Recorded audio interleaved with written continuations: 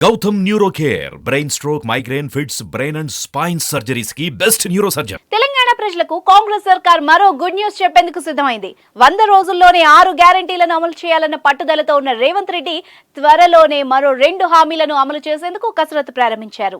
6 గ్యారెంటీల్లో భాగంగా కాంగ్రెస్ ప్రభుత్వం ఇప్పటికే 2 హామీలను అమలు చేసింది. మహిళలకు ఉచిత బస్సు ప్రయాణం, రాజీవ్ ఆరోగ్యశ్రీ పథకాలు విజయవంతంగా అమలవుతున్నాయి. అయితే ఈ 2 పథకాల తర్వాత ఏ పథకాలు అమలు చేస్తారన్న చర్చ రాష్ట్ర ప్రజల్లో జోరుగా సాగింది.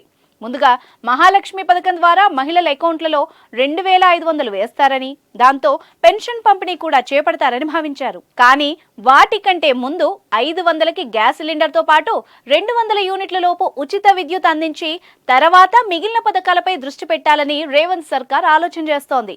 ఈ మేరకు మంత్రి సీతక్క కీలక ప్రకటన చేశారు.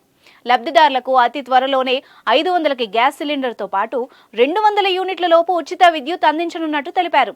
ఇప్పటికే ప్రజాపాలన ద్వారా ప్రజల నుంచి దరఖాస్తులు స్వీకరించామని, వాటిల్లో అర్హుల్ని గుర్తించి లబ్ధిదారులందరికీ సబ్సిడీ గ్యాస్ సిలిండర్తో పాటు 200 యూనిట్ల లోపు ఉచిత కరెంట్ అందిస్తామని సీతక్క స్పష్టం చేశారు. సీతక్క ప్రకటనతో ప్రజల్లో ఆనందం నెలకొంది.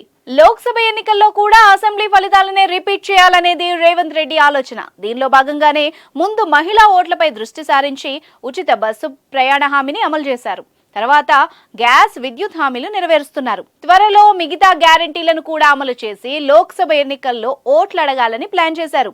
ఈ మేరకు ఆదిలోనే ప్రభుత్వంపై కొన్ని విమర్శలు వస్తున్నా అవి పట్టించుకోకుండా వాళ్లు ఇచ్చిన హామీల్ని నెరవేర్చుకుంటూ ముందుకు వెళ్తున్నారు. ఇప్పటికే ప్రజాపాలన కార్యక్రమం నిర్వహించి ప్రజల నుంచి అభయహస్తంలోని పథకాల కోసం స్వీకరించిన దరఖాస్తుల్ని ప్రస్తుతం ప్రభుత్వం పరిశీలిస్తోంది. వీటి ద్వారా లబ్ధిదారులను గుర్తించనుంది.